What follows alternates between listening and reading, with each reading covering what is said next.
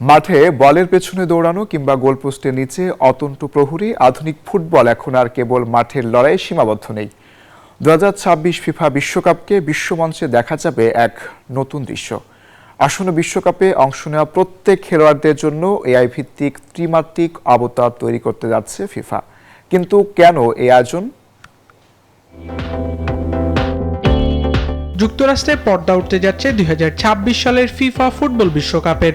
এবারের the greatest শন আর্থকে পুরোপুরি প্রযুক্তি নির্ভর করতে ফিফা থেকে করা হচ্ছে আধুনিক সব আয়োজন, যার মধ্যে অন্যতম 2026 বিশ্বকাপে অংশ নেওয়া প্রত্যেক খেলোয়াড়ের জন্য এআই ভিত্তিক ত্রিমাত্রিক অবতার তৈরি করবে ফুটবলের সর্বোচ্চ নিয়ন্ত্রণ সংস্থা।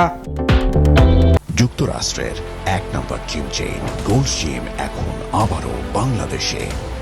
বসুন্ধরা আবাসিক এলাকা ও বসুন্ধরা সিটি শপিং মলে।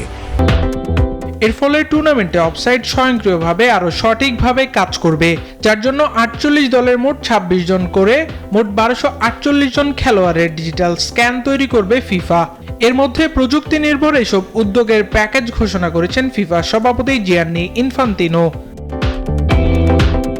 এই প্রযুক্তির ক্ষেত্রে প্রত্যেক খেলোয়াড়কে স্ক্যান করার জন্য একটি বিশেষ চেম্বারে বসতে হবে। প্রি টুর্নামেন্ট ফটো সেশনের সময় যা সম্পন্ন করা হবে। ফিফা জানিয়েছে এই স্ক্যান খেলোয়াড়দের শরীরের অংশের মাপ সঠিকভাবে ধরে রাখবে, ফলে দ্রুত চলাফেরার সময় বা বাধাগ্রস্ত অবস্থায় তাদের নির্ভুলভাবে ট্র্যাক করা যাবে।